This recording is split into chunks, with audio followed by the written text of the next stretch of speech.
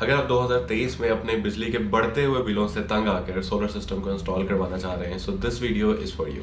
अस्सलाम वालेकुम, this is Mohsin and I have been working in solar industry in Pakistan since 6 years. तो अगर आप अपने घर पे सोलर सिस्टम की इंस्टॉलेशन करवाना चाह रहे हैं, जो कि एक बहुत ह्यूज इन्वेस्टमेंट है, टॉकिंग अबाउट 2023 अगस्त, आप 10-20-30 लाख रुपए अपने घर पे इन्वेस्ट कर रहे हैं, तो आपको थोड़ा सा होमवर्क करना चाहिए। उस होमवर्क में आपको ब्रीफ करने के लिए और आपको डिटेल्ड ऑथेंटिक इन्फॉर्मेशन देने के लिए मैंने ये वीडियो रिकॉर्ड कर रहा हूँ। तो सबसे पहले जब आप इस चीज़ का डिसीजन लेते हैं कि आपने सोलर सिस्टम इंस्टॉल करवाना है, तो उसके पीछे आपका पर्पस क्या है। सबसे पहला सवाल जो पैदा होता है वो ये है कि आपका पर्पस सोलर सिस्टम को लगवाने के लिए क्या है। तो जो सबसे पहला पर्पस सोलर सिस्टम को लगवाने का होता है, अक्सर लोग जो है वो बिल को ज़ीरो करवाना चाहते हैं। वो कहते हैं इलेक्ट्रिसिटी के बिल बहुत ज़्यादा आ रहे हैं, इलेक्ट्रिकल टैरिफ जो है दिन ब दिन बढ़ रहा है, और आजकल रेजिडेंशियल जो सिस्टम्स हैं उसमें भी जो बिजली का यूनिट है वो 40-50 रुपये तमाम टैक्सेस मिला के जो है वो 40-50 रुपये आपको कॉस्ट कर रहा होता है। तो बिल्स की भी कैलकुलेशन की मैं एक अलग से वीडियो बनाऊंगा, ताकि आपको पता चले कि आपको एक्चुअल में जो आप पे कर रहे हैं अपने इलेक्ट्रिसिटी बिल में, वो किन टैक्सेस के मद में और कितनी बिजली के इस्तेमाल के मद में और कितनी फ्यूल प्राइस एडजस्टमेंट की मद में आप पे कर रहे हैं। तो जो सबसे पहला जो आपका एक मुहर्रिक होता है सोलर सिस्टम लगाने को, वो होता है कि आपने कॉस्ट कटिंग करनी है, आपने अपना बिल ज़ीरो करना है। तो अगर आप अपना बिल ज़ीरो करवाना चाहते हैं, तो उसके लिए जो सोलर सिस्टम रिकमेंडेड है, that is called grid tired system. Grid tired system जो है वो एक बैटरी लेस सिस्टम होता है, जिसमें बैटरीज यूज़ नहीं होती। सोलर बिजली बनाता है, उसका कुछ पार्ट आपके घर में यूज़ हो जाता है, और बाकी की जो एक्सेस इलेक्ट्रिसिटी है वो आप वापडा को सेल बैक कर देते हैं, और उसका क्रेडिट आपके बिल में ऐड हो जाता है। दूसरा पर्पज़ जो सोलर सिस्टम को लगाने के लिए हमारे माइंड में आता है, वो ये होता है कि लोड शेडिंग अगर किसी एरिया में बहुत ज़्यादा हो रही है, या आपने एक ऐसे इलाके में घर बना लिया है जो कि बिल्कुल रिमोट है, और आजकल रिमोट एरियाज़ के अलावा जो शहर है उसके अंदर भी लोड शेडिंग बहुत ज़्यादा हो रही है, और आपका प्राइम पर्पज़ ये है, आप कहते हैं कि मुझे बिल की कोई टेंशन नहीं है, इन्वेस्टमेंट की भी कोई टेंशन नहीं है, लेकिन जो मेरा एसी है वो चलते रहना चाहिए और वो बंद ना हो। तो इस तरह की रिक्वायरमेंट पे हम रिकमेंड करते हैं कि आपको एक हाइब्रिड सोलर सिस्टम की रिक्वायरमेंट है। हाइब्रिड सोलर सिस्टम जो है वो ग्रिड टायर्ड सिस्टम से इस तरह से मुख्तलिफ होता है कि इसके अंदर बैटरीज ऐड हो जाती हैं। तो बैटरीज ऐड होने की वजह से सिस्टम की कॉस्ट ज़्यादा हो जाती है, रिटर्न उसका जो है वो लंबा हो जाता है। अगर पहले आपको 3 साल के अंदर रिटर्न आ रहा था, तो आपको 6-7 साल में, डिपेंडिंग अपॉन कि आप कौन सी बैटरीज लगवा रहे हैं, आपका रिटर्न आगे चला जाता है। लेकिन उसके अगेंस्ट आपको कंफर्ट मिलती है कि जब भी लोड शेडिंग हो रही है, तो आपका जो सोलर सिस्टम है ऑपरेट करता रहेगा, और आपका जो एसी है वो चलता रहेगा, एसी आपका बंद नहीं होगा। तो जब आपको ये चीज़ श्योर हो जाए कि आपने ग्रिड टायर्ड सिस्टम लगाना है, हाइब्रिड सिस्टम लगाना है, तो उसके बाद हमें इनका थोड़ा सा एक कंपैरिजन जो है वो कर लेना चाहिए कि इन दोनों सिस्टम्स के क्या फ़ायदे और क्या नुकसान आता है। तो सबसे पहले जो ग्रिड टायर्ड सिस्टम की अगर हम बात करें, grid tired system basically battery less system होता है, और इसको ग्रिड टायर्ड इसलिए कहा जाता है क्योंकि ग्रिड स्टैंड्स फॉर वापडा एंड टायर्ड मीन्स ये बंधा हुआ है वापडा के साथ। इसका मतलब क्या है? इसका मतलब ये है कि आप जब सोलर सिस्टम लगा देते हैं, उसके ऊपर आप रूफटॉप पे पैनल्स लगा रहे होते हैं, नीचे एक इन्वर्टर लग रहा होता है, और आपका ग्रीन मीटर लगता है जिसको नेट मीटर कहा जाता है, और ये क्रूशियल है इस सोलर सिस्टम के लिए। इसके बगैर ये सोलर सिस्टम जो है आप उससे फुली फ़ायदा नहीं उठा सकते। ग्रिड टायर्ड सिस्टम ऑपरेट इस तरह से करता है कि आपने फॉर एग्जांपल एक 10 किलोवाट का यूनिट अपने घर पे लगवा लिया, और अब ये क्या करेगा, रियल टाइम में 12 बजे के करीब ये 7 किलोवाट की बिजली बना रहा है मिसाल के तौर पे, और वो 7 किलोवाट इलेक्ट्रिसिटी जनरेट कर रहा है, और आपके घर का जो load, current load day time में चल रहा है वो 2 किलोवाट है।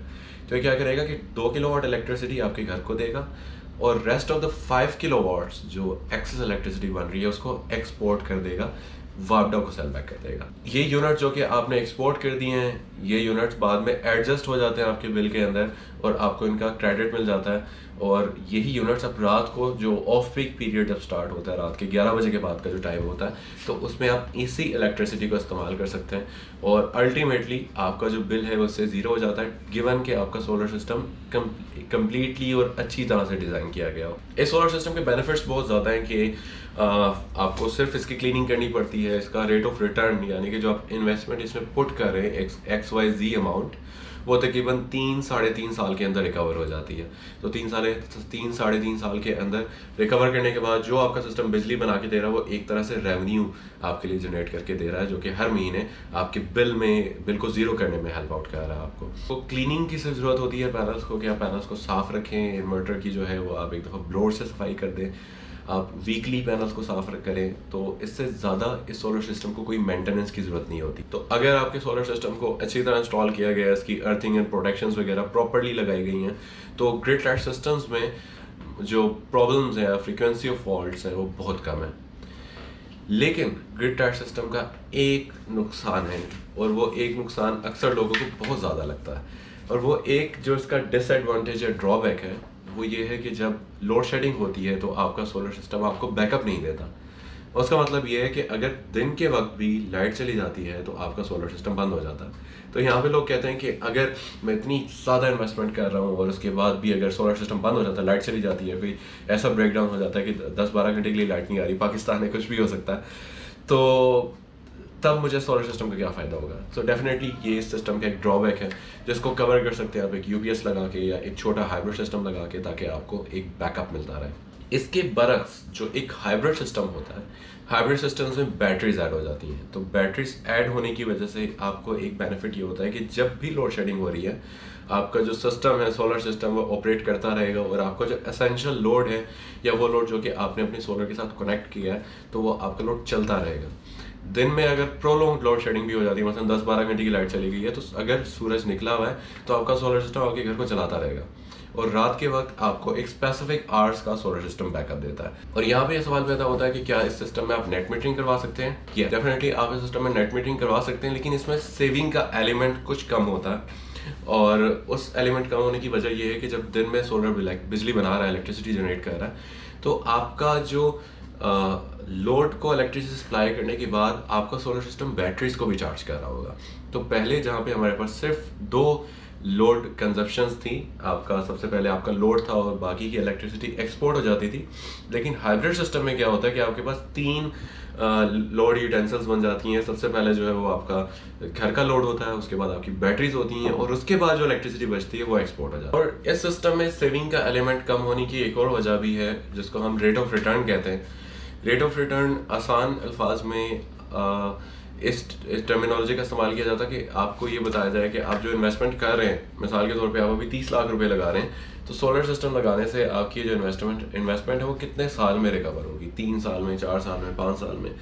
तो ग्रिड टाइड सिस्टम में जो रेट ऑफ रिटर्न होता है वो तकरीबन 3 साल का होता है या 3.5 साल का होता है। जैसे जैसे बिजली का टैरिफ बढ़ता जाता है, ये जो आपका ड्यूरेशन है, जो पीरियड है रेट ऑफ रिटर्न का, ये कम होता जाता है। लेकिन जो हाइब्रिड सिस्टम है, क्योंकि इसमें बैटरीज की कॉस्ट बहुत ज़्यादा होती है, डिपेंडिंग अपॉन आप कौन सी बैटरीज लगा रहे हैं, और सेकेंडली जो अच्छे इन्वर्टर्स आते हैं हाइब्रिड सिस्टम में, उनकी भी कॉस्ट ग्रिड टाइड सिस्टम से ज़्यादा है। तो इस वजह से इसकी कैपिटल कॉस्ट बढ़ने की वजह से जो इसका रेट ऑफ रिटर्न है वो 4 से 5 साल में नहीं रहता, बल्कि वो 6, 7, 8 साल में चला जाता है। और इसका एक और डिसएडवांटेज ये होता है कि सिस्टम को मेंटेनेंस चाहिए होती है। एक तो आप इसके रेगुलरली मेंटेनेंस कर रहे होंगे कि आपका जो लोड है कभी भी सिस्टम ओवरलोड ना हो, ओवरलोड होगा तो ट्रिप हो जाएगा। दूसरा जो सिस्टम का नुकसान है वो ये है कि आप 4, 5, 6 साल बाद बैटरीज को रिप्लेस करेंगे, जो कि एक रीअकरिंग कॉस्ट ऐड कर देती है सिस्टम में। तो अब बात करते हैं हम नेट मीटरिंग के बारे में। बहुत सारे लोगों में एम्बिगिटी होती है कि क्या हमारे इलाके में नेट मीटरिंग अवेलेबल है। पाकिस्तान के बहुत से रिमोट एरियाज़ जैसे कि मेलसी है, या उसके अलावा कुछ ऐसे रिमोट एरियाज़ हैं जो कि जहाँ पे जो लोग रह रहे हैं, इंडस्ट्रियल टैरिफ वहाँ पे इस्तेमाल कर रहे हैं, अपनी इंडस्ट्री चला रहे हैं, लेकिन उनका माइंडसेट ये होता है कि पता नहीं हमारे इलाके में नेट मीटरिंग अवेलेबल है या नहीं। तो इस चीज़ को मैं क्लैरिफाई करता जाऊँ कि वापडा के तमाम डिस्कोस की जहाँ भी सप्लाई अवेलेबल है, आप IS को यूज़ कर रहे हैं, लेस को यूज़ कर रहे हैं, मैप को यूज़ कर रहे हैं, फैस को यूज़ कर रहे हैं, तो गैप को यूज़ कर रहे हैं, तो आप किसी भी वापडा की अगर डिस्को से बिजली ले रहे हैं तो वहाँ पे net metering most probably available होती है। तो सबसे पहले तो आपने बिल देखना है कि आपको बिल कहाँ क्या आ रहा है। अगर डेफिनेटली IS को वगैरह का आ रहा है तो फिर आप नेट मीटरिंग के लिए अप्लाई कर सकते हैं। लेकिन कुछ सोसाइटीज़ ऐसी हैं जहाँ पे नेट मीटरिंग अवेलेबल नहीं है। मसलन मॉडल टाउन का अपना बिल आता था लाहौर में, तो वहाँ पे 1 अरसे तक नेट मीटरिंग अवेलेबल नहीं थी। इसी तरह DHA में, EME सोसाइटी के अंदर भी उनका अपना बिल आ रहा था, तो वहाँ पे नेट मीटरिंग इनेबल्ड नहीं थी। तो अगर आपको IS को, लेस को, फैस को, इन सब जो सब डिवीजन हैं, इनसे हट के किसी अथॉरिटी का या आपकी सोसाइटी का बिल आ रहा है, तो वहाँ पे आपको अपनी सोसाइटी से क्रॉस चेक करना पड़ता है कि क्या आप नेट मीटरिंग के लिए अप्लाई कर सकते हैं। उसके अलावा एक और जो प्रॉब्लम आती है कुछ ऐसे एरियाज़ में जो कि रिमोट हैं, या अंदरून पिंडी या अंदरून लाहौर या अंदरून इलाका के ऐसे घर हैं जहाँ पे सिंगल फेज मीटर्स लगे हुए हैं, और वहाँ पे जो घरों और मोहल्लों के अंदर जो लाइंस चल रही हैं, डिस्ट्रीब्यूशन लाइंस है, वो भी सिंगल फेज है, 3 फेज नहीं आता।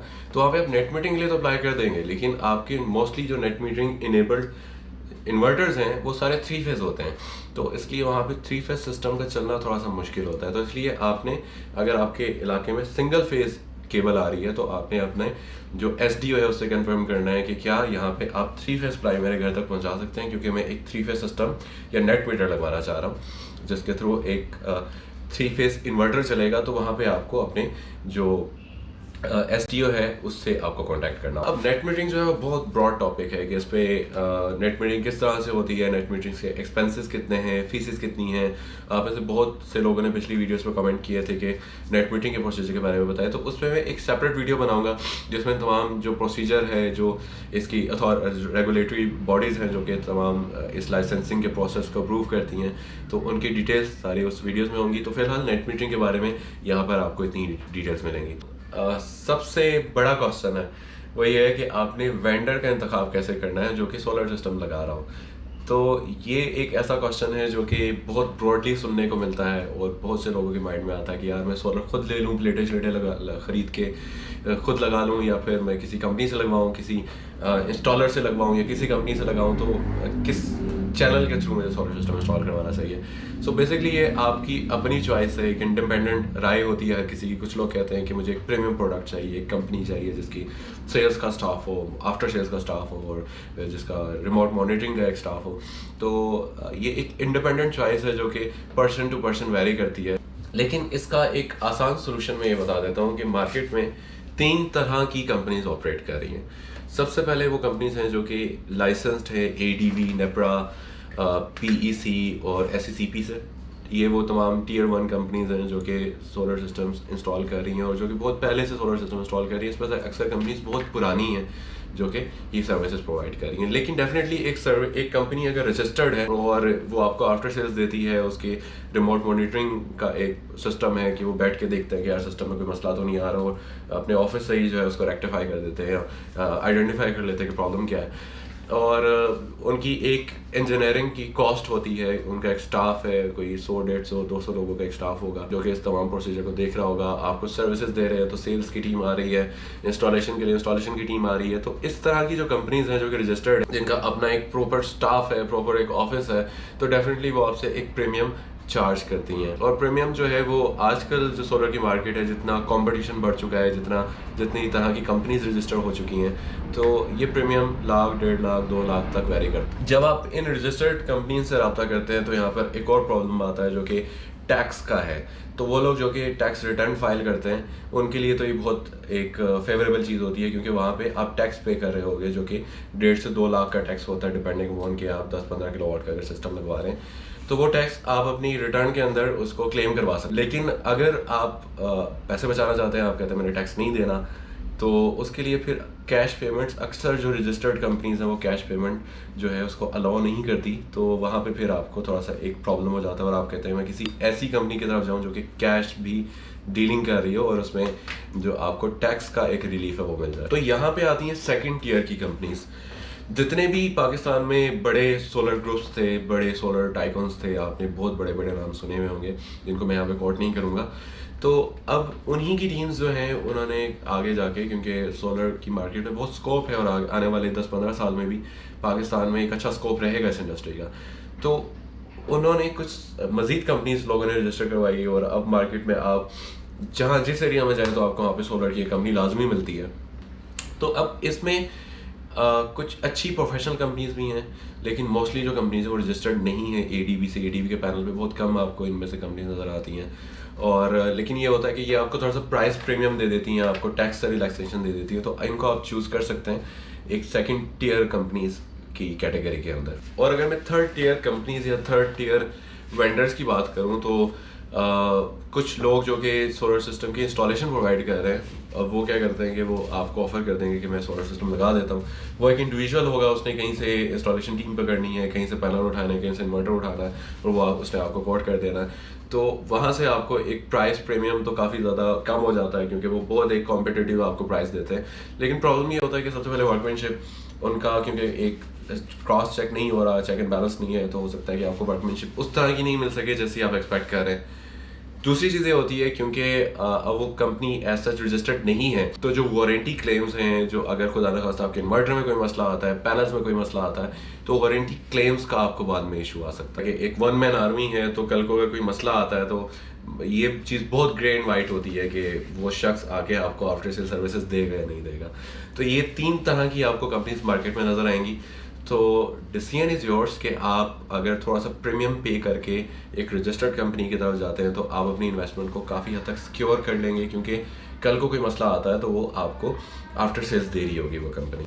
लेकिन अगर आप थोड़ा सा प्राइस कॉन्शियस हैं, आप पैसे बचाना चाह रहे हैं, तो फिर आप एक सेकंड ईयर या थर्ड ईयर की कंपनी से भी रजू कर सकते हैं। लेकिन वहाँ पे आपने अपने बैक ऑन योर माइंड ये चीज़ रखनी है, या अपने आपको सिक्योर करना है कि आफ्टर सेल्स और वारंटीज़ वगैरह जो है वो आपको लेटर हेड के ऊपर दें कि अगर कोई प्रॉब्लम आता है सिस्टम में तो वो आपकी इन तमाम चीज़ों को एड्रेस करेगी, वो कंपनी है, वो इंडिविजुअल।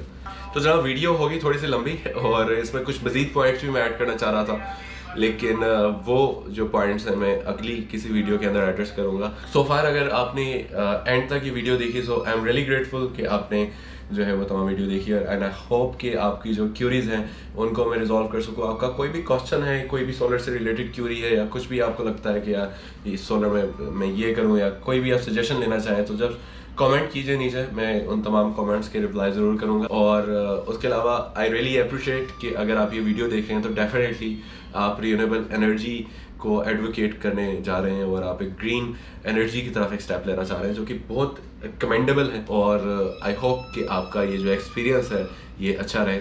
सो अपना बहुत ज़्यादा ख्याल रखिएगा। Take care. Mohsin signing out.